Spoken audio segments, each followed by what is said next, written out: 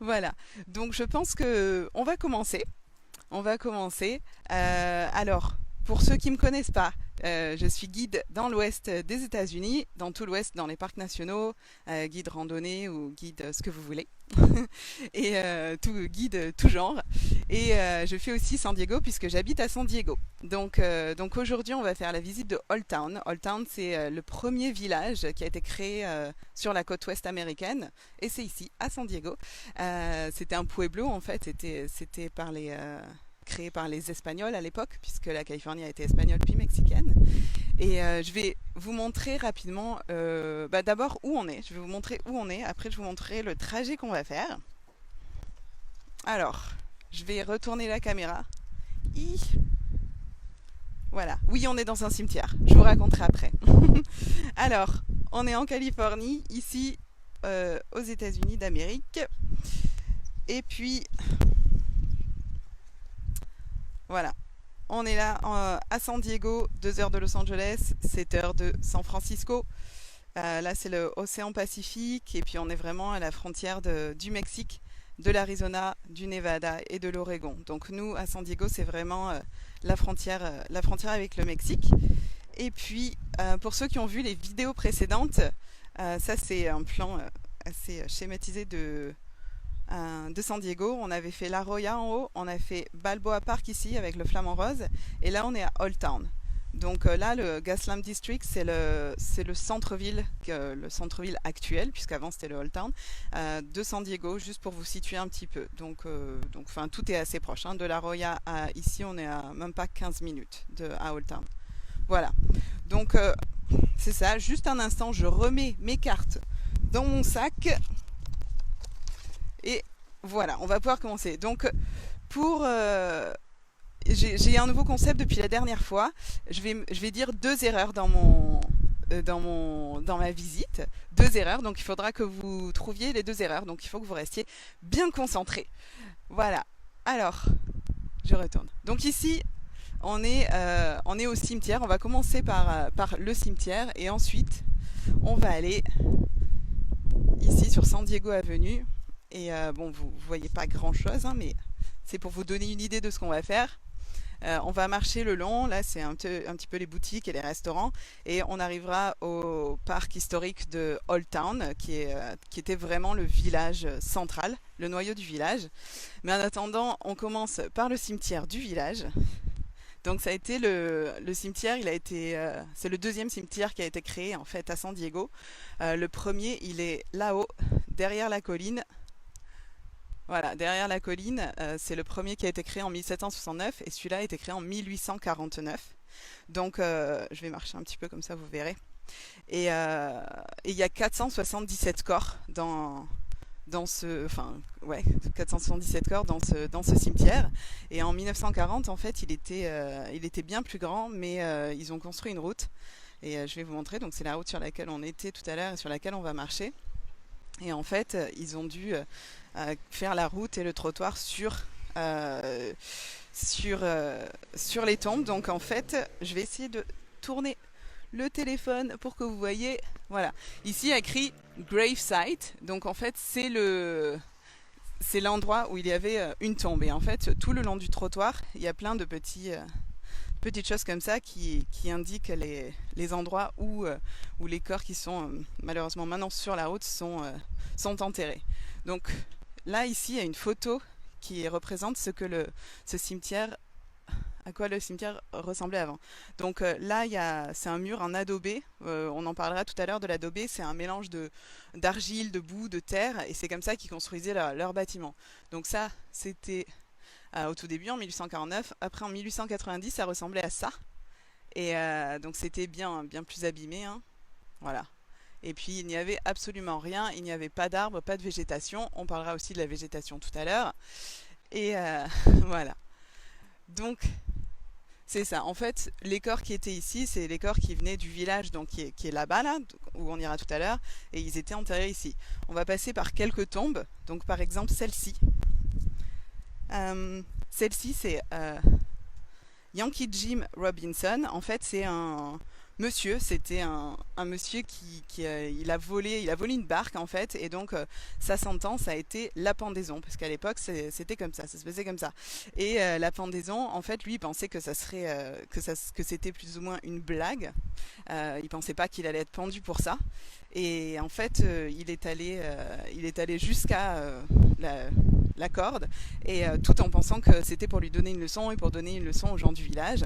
Mais il a vraiment été pendu, et le truc c'est qu'il était vraiment très grand pour quelqu'un de l'époque, et en fait la corde était trop basse, donc il est même pas mort sur le coup, il est mort étouffé. Et puis parce que à l'époque, comme ils étaient petits, ils faisaient des tombes toutes petites, et ils voulaient pas creuser un trou plus grand, donc au lieu de creuser un trou grand pour sa taille, ils ont préféré lui casser les jambes et l'enterrer comme ça.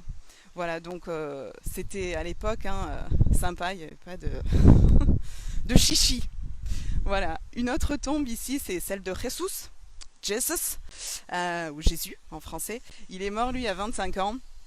Il est mort d'un coup à la tête, en fait, et on a dit au prêtre qu'il était sous, et donc le prêtre a décidé de l'enterrer à cet endroit, parce que à cet endroit, donc c'était le bord du cimetière, et, euh, et en fait, à l'époque, on mettait les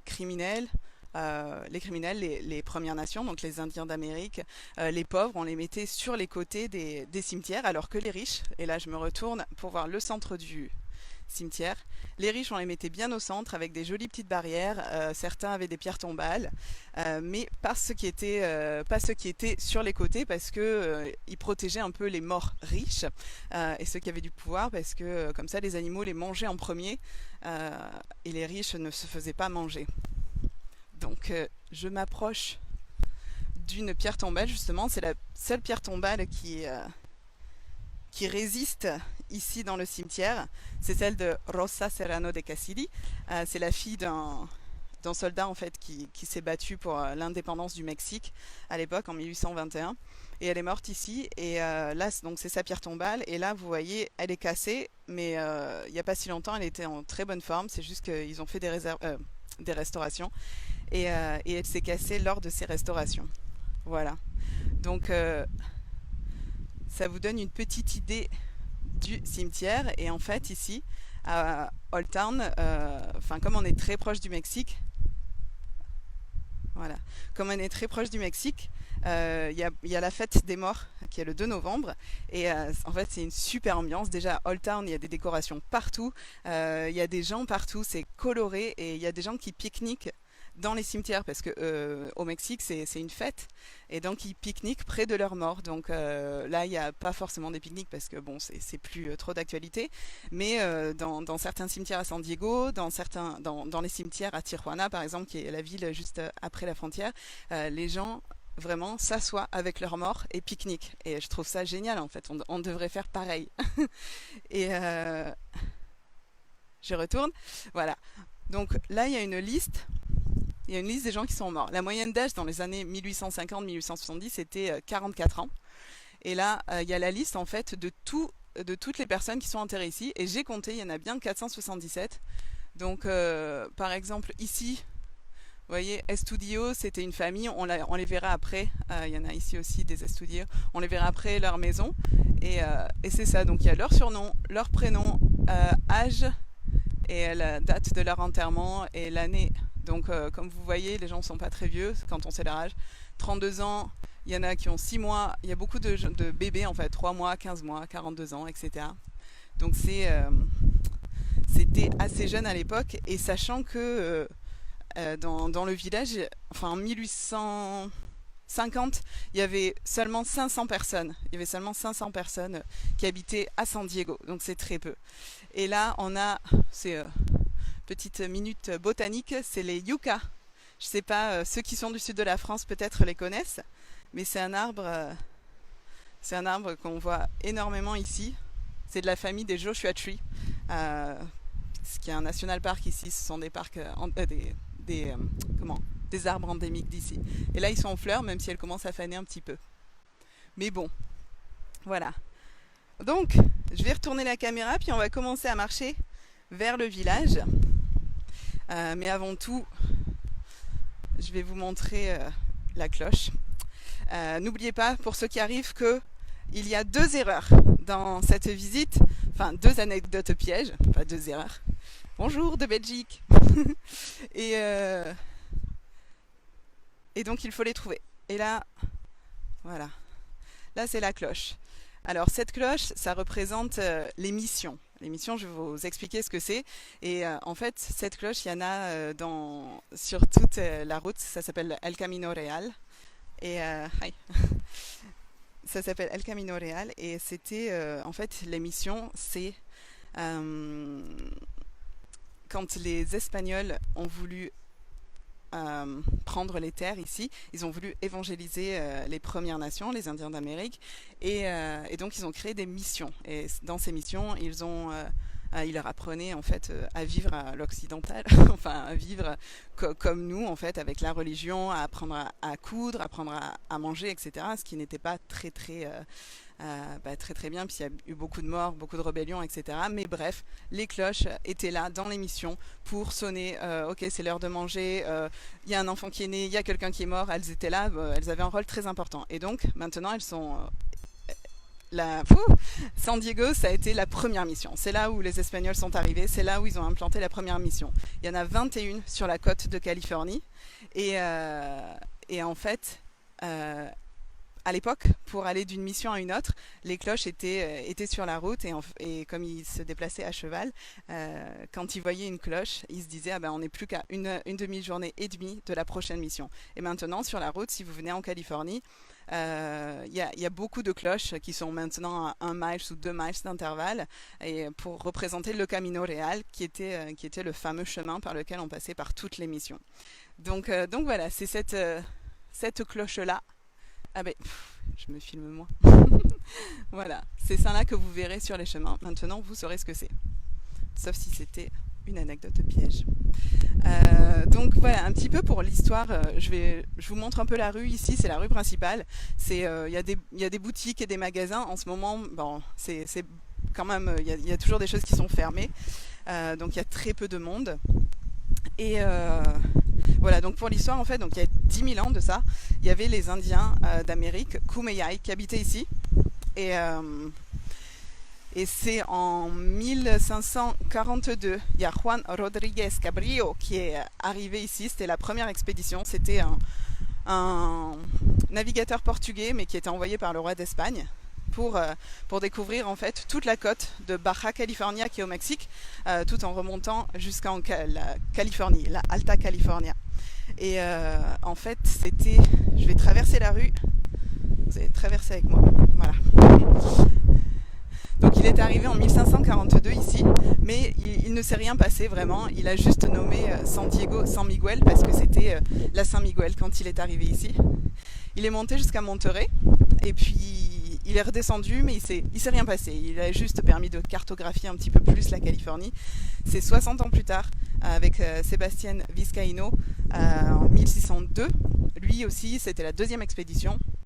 Et ils se sont donc pareil, il a un petit peu regardé qu'est-ce que c'était la Californie, mais il s'est rien passé. En tout cas, ça appartenait toujours aux Espagnols. Ça appartenait aux Espagnols. Ensuite, c'est devenu mexicain en 1821 à la guerre avec pour l'indépendance du Mexique en fait. Et là, je reprendrai après. Oui, c'est vrai, il y a un Indien derrière moi. Je reprendrai après. Là, je vais juste rentrer dans un magasin. Je vais vous montrer à quoi ça ressemble en fait la fête des morts ici. Ça ressemble à ça, mais partout. Et là, c'est juste une décoration qu'ils ont mis comme ça, mais c'est les fameuses muertes. Hop, voilà. Et je vais rentrer dans le magasin, mais je vais mettre mon masque. Alors, pas facile le masque avec le casque, mais j'y arrive. Hop, voilà. Hi, good morning. Thank you. Donc en fait, c'est un magasin, je vous raconterai Old Town, les gens sont assez partagés sur Old Town parce que ça peut être assez touristique. Mais c'est aussi le premier village, le premier pueblo qui a existé aux États-Unis, sur la côte ouest. Donc c'est quand même assez intéressant. Il y a plein de musées et les gens trouvent que c'est touristique parce qu'il y a aussi beaucoup de boutiques. Mais cette boutique, je l'aime bien parce que Ah, parce que déjà, il y a de la bachata, et pour ceux qui aiment la musique latine, voilà, comme moi. Et parce qu'il y a il y a une marque, ce sont des artistes de San Diego qui la font. Donc tout est créé par les artistes de San Diego et tout est créé ici à San Diego. Donc cette marque, c'est celle-ci. C'est ce logo-là. Ça arrive, voilà, c'est ce logo-là. Donc tout ce qui est ce logo dans ce magasin, c'est fait par, par les artistes de San Diego. Et c'est des super jolis t-shirts, des super jolis designs. Et tout est fait ici. Et il y a aussi de l'art mexicain, comme ici. Et ça, c'est fait à Tijuana, donc c'est juste à côté, hein. On peut dire que c'est local, évidemment, ce sera plus cher ici qu'à Tijuana. Mais ce sont des artistes du coin qui le font. Donc c'est un magasin auquel j'irai, pas forcément aux autres, mais... Et là, encore une petite madame qui nous accueille. Ah oui, j'ai oublié de vous dire que voilà. Que le cimetière il est hanté aussi. Mais bon, c'est parce que j'y crois pas trop, j'ai oublié de le dire. Mais bon, j'irai quand même pas la nuit parce qu'on sait jamais. Mais il est hanté. Et donc là, il y a des gens dans cette rue-là. Il y a des gens qui entendent leur alarme de voiture biper très fort et ils sortent, ils essayent de l'arrêter, mais ils n'arrivent pas à l'arrêter. Donc, ils se demandent ce qui se passe et puis ils essayent d'ouvrir la porte, etc. Ça marche pas. Et en fait, ils sentent un froid glacial entrer dans leur corps et l'alarme s'arrête. Et puis de temps en temps, il y a aussi une femme blanche qui traverse le cimetière, mais elle flotte, enfin habillée en blanc, elle flotte, elle ne marche pas. Donc il y a plein de choses comme ça. Et en fait, il y a des tours aussi hantées, des tours de fantômes. Donc ils font visiter et puis ils racontent un peu les histoires de fantômes. Donc voilà, j'avais oublié de vous dire ça. Mais en tout cas, c'est ça. C'est un peu connu pour être hanté, mais hanté pas méchant. Là, d'ailleurs, vous pouvez voir mes petites boucles d'oreilles que j'ai achetées ici, dans ce magasin dont je vous parlais. Voilà. Donc on continue, il y a plein de restos où on peut manger des spécialités mexicaines, boire des cocktails mexicains. Il y a aussi des petits magasins avec des bonbons mexicains, donc c'est comme de la mangue séchée avec du chili, ça pique. Moi j'adore, mais bon c'est vrai que on se dit que c'est pour ça que les Mexicains ils aiment autant les épices, ils sont tellement habitués dès le plus jeune âge. Là c'est un autre magasin, c'est le Coyote Café. Ça fait 30 ans qu'ils existent. Enfin, à la base, c'était familial. Encore de la musique latine. Et là, il y a une madame qui fait les tortillas maison. Voilà. Donc ensuite, bon, bah, pour reprendre un peu sur l'histoire, donc c'est ça, en 1602, il y a Sébastien Vizcaíno qui est venu. Pareil, ils ont un peu repéré. Mais il s'est rien passé, ça appartenait aux Espagnols. C'était pas vraiment attrayant pour eux. Ils ont laissé un peu les terres vacantes comme ça. Et après, c'est un peu plus tard, ils ont entendu dire que les Russes étaient intéressés par les terres. Donc, le roi d'Espagne a décidé d'envoyer des prêtres et des soldats, pour prendre vraiment officiellement les terres. Donc, c'est en 1769. C'est en 1769 qu'il y a les premiers prêtres et soldats qui sont arrivés ici. Il y a le prêtre Juniper Serra qui a créé donc cette fameuse première mission à San Diego, comme on a vu la cloche un petit peu plus tôt. Et ils ont créé cette mission et qui était, comme je vous disais, dans le but d'évangéliser les Indiens d'Amérique qui étaient ici et qui a fait pas mal de dégâts puisqu'ils ont apporté beaucoup de maladies. La première mission à San Diego, elle se visite encore et elle est très jolie. En fait, les missions sont très jolies. Mais elle a été brûlée, elle a été saccagée. Le premier père qui a créé la mission a été tué par justement les Indiens d'Amérique qui se sont rebellés.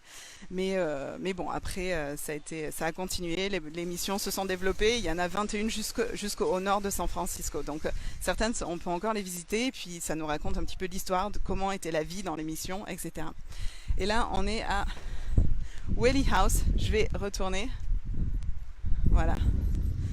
Hop, derrière le camion poubelle. Donc ça, c'est la maison de Thomas Whaley. Il l'a construite et ça a été la première maison faite en briques à 2 étages à San Diego.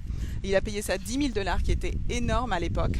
Et en fait, c'est dans la cour qui est ici, dans sa cour que Yankee Jim Robinson a été pendu, celui qui était très grand, vous savez.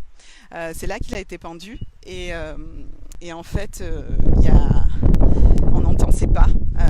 Quand on est au premier étage, on entend ses pas au deuxième étage. Donc voilà, je vous laisse imaginer ce que vous voulez. Mais donc c'est ça, Old Town, c'est très vivant d'habitude. Il y a beaucoup... Il y a beaucoup de fêtes, beaucoup de festivals qui se passent ici aussi. Et c'est ça, les gens trouvent que c'est très touristique parce que ça s'est développé au niveau touristique. On va rentrer dans le square principal, vous verrez, et il y a des gens qui sont déguisés un peu en personnes de l'époque. Et donc c'est vrai que ça fait un peu Disneyland, mais à la fois, il y a eu évidemment des rénovations, des choses qui ont brûlé, etc. Mais ça raconte quand même bien l'histoire de Old Town. Donc c'est vrai que j'étais partagée au début, je savais pas trop si j'aimais ou pas, parce que les gens me disaient oui c'est trop touristique, mais en fait si on explore un peu, c'est vraiment très intéressant je trouve. Et puis je sais pas, c'est rigolo, ça change et on se croirait un peu au Mexique alors qu'on est aux États-Unis. Là, ah tiens, je vais traverser ici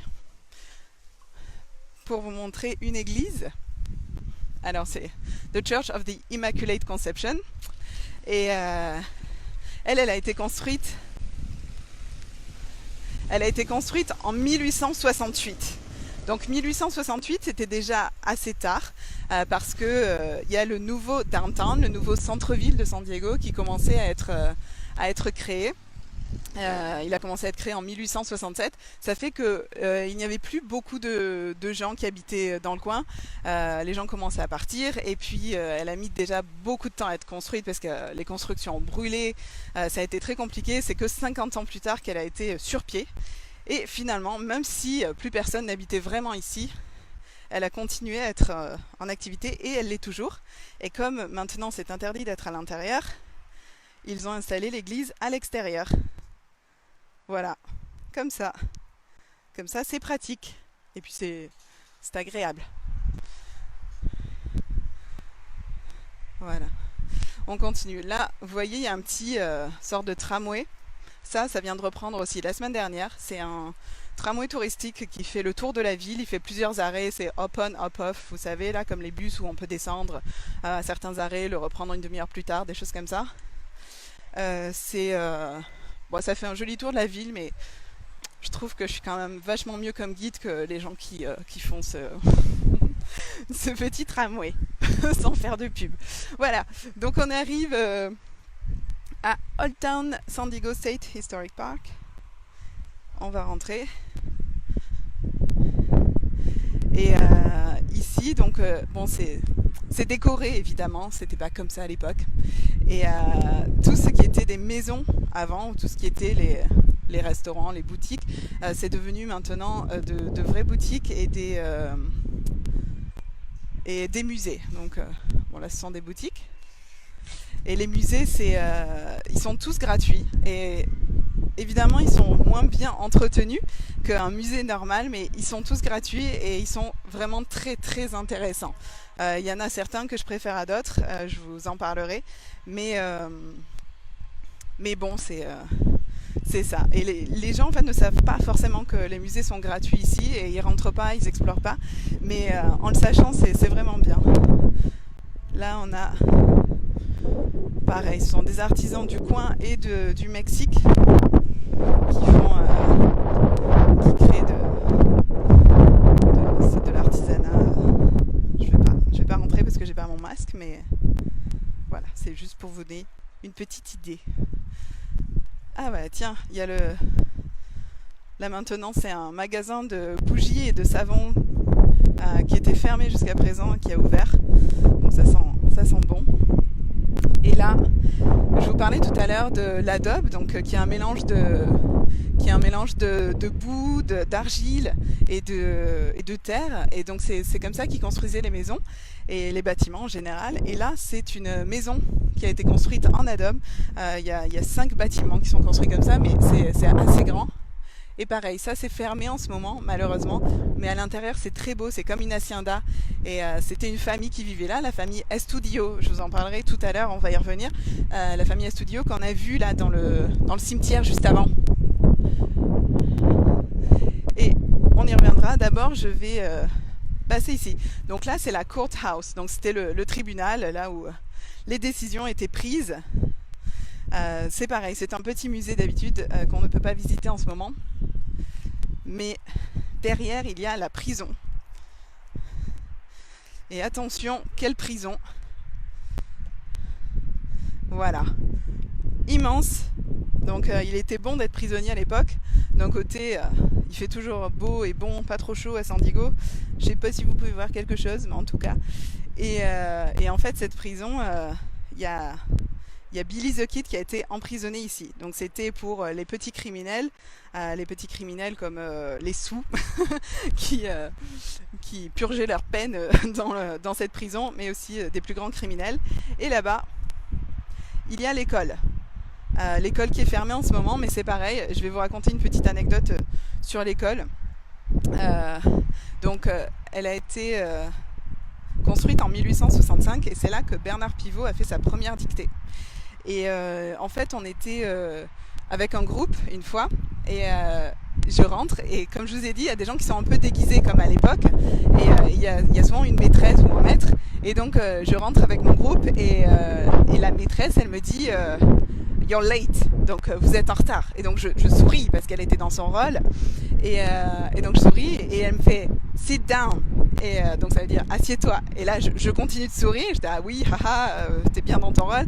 Et elle me fait sit down.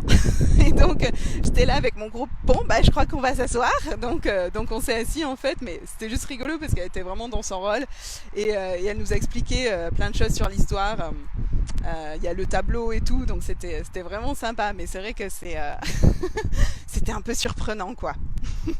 Voilà. Donc là on arrive au square. Et je vous retourne la caméra. Donc là, c'est le square principal. Ça fait vraiment un carré là. Donc la rue là, ici, là, ça revient et puis ça revient ici. Voilà. Donc sur ce square, en fait, c'était là où tout se passait. C'est là où il y avait les morts. Enfin, les morts. Les pendaisons. C'est là où il y avait les pendaisons. C'est là où il y avait les fêtes, les mariages, les naissances. Enfin, pas les naissances, mais en tout cas, qu'ils célébraient la naissance. Il y avait les combats de coqs. Tout se passait sur cette place. Et ici, donc, on est à la fameuse maison Estudio, qu'on a vu un petit peu tout à l'heure sur le côté. Là, on la voit de face. Et c'est ça, elle a été construite en 1829. Donc, c'est vraiment, là, c'est vraiment le premier village. Hein. Et c'est un... donc, comment il s'appelait? C'est écrit ici, je me souviens plus son nom. José Antonio Estudio. Voilà, José Antonio qui a construit cette maison en adobe. Et il l'a légué à son fils un an plus tard parce qu'il est mort. Et son fils, lui, il a eu 21 enfants avec sa femme. 12 étaient à eux, 9 étaient adoptés. Et en fait, ce qu'on voit quand on peut visiter, quand on rentre ici, on peut voir toutes les chambres, on voit la cuisine, en fait, on voit leur vie. Et puis vraiment, c'est comme une sorte de carré. Donc à l'intérieur, c'est une cour. C'est une cour, il y a un four, une sorte de petite fontaine, etc. Donc voilà pour cette maison. Et son fils, d'ailleurs, était juge. Donc il était juge ici, à la courthouse du Pueblo. Et là, je continue, ça fonctionne, oui, c'est bon. Ok. Donc là, on arrive au Cosmopolitan Hotel. Ça, le Cosmopolitan Hotel, c'était un hôtel, c'était une maison à la base, la Casa de Bernini, ça s'appelle, parce que c'est Bernini qui l'a faite. Elle était à un étage, à l'époque c'était seulement un étage, et donc il a vécu ici pendant un petit moment. Il l'a construite en 1830, et son voisin, c'était Albert Silly. Donc son voisin, c'est lui là, le monsieur qui a la Maison Blanche. Et ce monsieur-là, c'est celui qui faisait la première compagnie qui faisait les trajets entre San Diego et Los Angeles en calèche, à cheval. Parce qu'à l'époque, il n'y avait rien pour ça, donc il faisait ça. Et dans dans cette maison blanche, c'est mon musée préféré en fait parce que c'est là où il y a toutes les calèches, donc tous les chariots en fait, et ça explique vraiment bien comment ça s'est fait, comment l'évolution de la calèche en fait, et puis l'évolution des routes aussi aux États-Unis en général, pas seulement sur l'Ouest. Donc ça explique vraiment ça. Et pareil, c'est pas très bien entretenu, mais c'est ça qui fait le charme aussi du musée. Donc voilà. Et après, ce monsieur donc qui faisait ces trajets, il a racheté la maison, la Casa dei Bandini, celle-ci, et il a construit le deuxième étage, et donc il faisait dormir ses passagers dans cet hôtel. Donc ça a été le premier hôtel, et, euh, et mince, qu'est-ce que je voulais vous dire sur ça? Je me souviens plus. Ah oui, que le chemin de fer, en fait, le chemin de fer est venu ici en 1880 et ça fait que ça a été la fin de son business. Et maintenant, ce n'est plus un hôtel, mais un restaurant. Donc là, on a une calèche, par exemple. Les gens peuvent prendre des photos dessus. Et en passant par la place principale, on va parler un peu des arbres parce qu'ils sont très jolis, ceux-là. Ceux-là, ce sont les... Ah ben bon, bah j'ai un trou. Quelque chose stands. Et c'est des clochettes, les clochettes jaunes. Je sais qu'en français ça s'appelle clochette jaune, quelque chose comme ça. Donc vous voyez, c'est vraiment très joli. Et en fait, les arbres qui sont ici, j'en parlais dans ma dernière vidéo sur Balboa Park, c'est grâce à Kate Sessions qui, elle, au lieu de payer un loyer pour du terrain, la ville de San Diego lui a demandé d'amener 300 arbres par an à la ville de San Diego et 100 arbres par an à Balboa Park. Donc c'est grâce à elle qu'on a toute cette végétation. Et je ne sais pas si vous vous souvenez, ceux qui étaient là, la photo qu'on a vue au début du cimetière, c'était vraiment... plat, enfin il n'y avait pas vraiment de végétation à part certains cactus, mais sinon c'était plat. Et là, maintenant c'est rempli d'arbres et de végétation. Là je suis sous un poivrier. Ah, j'ai fait une bêtise sur mon téléphone. Voilà, je suis sous un poivrier, donc un pepper tree, on appelle ça. Et c'est des arbres très jolis, très touffus. Et en fait, vous connaissez forcément parce que ce sont les petites baies roses que vous avez dans votre poivre. Ça vient de ces arbres-là. Donc là, en ce moment... c'est terminé, mais on voit quand même, puis vers d'autres arbres, on verra aussi la fin des petites boules roses. Mais voilà, donc je vais essayer de le prendre de plus loin. Voilà, donc des arbres très touffus qui ressemblent un peu à des saules pleureurs, mais qui sont des poivriers. Voilà, et puis c'est très joli quand les petites boules roses sont en fleurs parce que ça fait du vert et du rose et c'est vraiment un joli rose. Donc ça, ici on a les drapeaux américains et californiens. Bon, le vent n'est pas dans le bon sens pour nous, mais on voit le drapeau californien avec l'ours, le grizzly, qui représente la Californie. Ici, on a un cork oak tree. Donc c'est un chêne de liège en fait, qui fait les bouchons. Donc en France on en a aussi, mais en tout cas ici il y en a beaucoup qui entourent la place. Et pour faire un bouchon en fait, ces arbres ils ont 300 ans, ils viennent du Portugal, mais pour faire un bouchon il faut attendre que les arbres aient 20 ou 30 ans. Et c'est chaque 10 ans qu'on peut récupérer l'écorce. Ils sont très spongieux et ça évite en fait ça évite de les détruire pendant les incendies, un peu comme les séquoias géants. Donc je vous fais un tour de la place. Là, ce sont en principe des endroits qu'on peut visiter, qui étaient des anciennes maisons ou des anciennes, comme la courthouse par exemple. Là, il y a un petit magasin de cigares, donc quand on rentre, ça sent vraiment très fort le cigare. Ici, c'est une autre maison en adobe et c'était un restaurant. Et pareil, on peut visiter à l'intérieur d'habitude. Là, c'est maintenant le Visitor Center. C'était une maison qui appartenait à un monsieur qui s'appelait Robinson et qui l'a vendue à Rose, un monsieur qui s'appelait Rose. Donc ça s'appelle le Robinson Rose Visitor Center. Et là, on a un autre poivrier devant nous. Il est vraiment beau celui-là, un pepper tree. Hop. Ah ben je vous ai pas parlé. Bon, j'ai manqué les cactus. J'ai oublié. Il y a des cactus, ce sont les figues de Barbarie. Je vais voir si on en trouve d'autres en passant. Mais en attendant, ici il y a la gave. Ça, j'en avais parlé aussi dans une autre visite. L'agave, c'est avec ça, c'est avec ces racines qu'on fait la tequila. Voilà, donc ça pique ici. Et c'est un peu comme les yucca qu'on a vu au début, mais ça a des pics plutôt que des feuilles lisses. Je cherche s'il y a des figues de Barbarie, mais je crois pas qu'il y en ait. Donc là, on arrive dans la section un peu plus touristique, justement. C'est là où le week-end, il y a beaucoup de musique, il y a tous les restaurants, il y a une scène, ouais, des gens qui dansent, qui chantent. Je pense que vous entendez un peu la musique, donc c'est décoré. Et là, c'est la scène, ici, avec les drapeaux mexicains. Donc, c'est quand même, je sais pas, ça change un petit peu. Ça fait vraiment un côté mexicain. Il y a plein d'artisans aussi tout autour de cette place. Et ce sont des artisans locaux. Là, regardez ici, comme c'est présenté à l'intérieur. Et là, il faut imaginer, ça c'est en période normale. Donc imaginez pendant la fête des morts, c'est vraiment super beau, vraiment très très coloré. Et wouhou, voilà. Donc ça change. Il fait assez chaud aujourd'hui. On est un peu dans les terres, il fait assez chaud. Le banc. Et voilà. Donc ça va être la fin de la visite ici parce que je vais sortir du parc. Ah, et je m'éloigne un peu de la musique. Voilà, donc c'est la fin de la visite.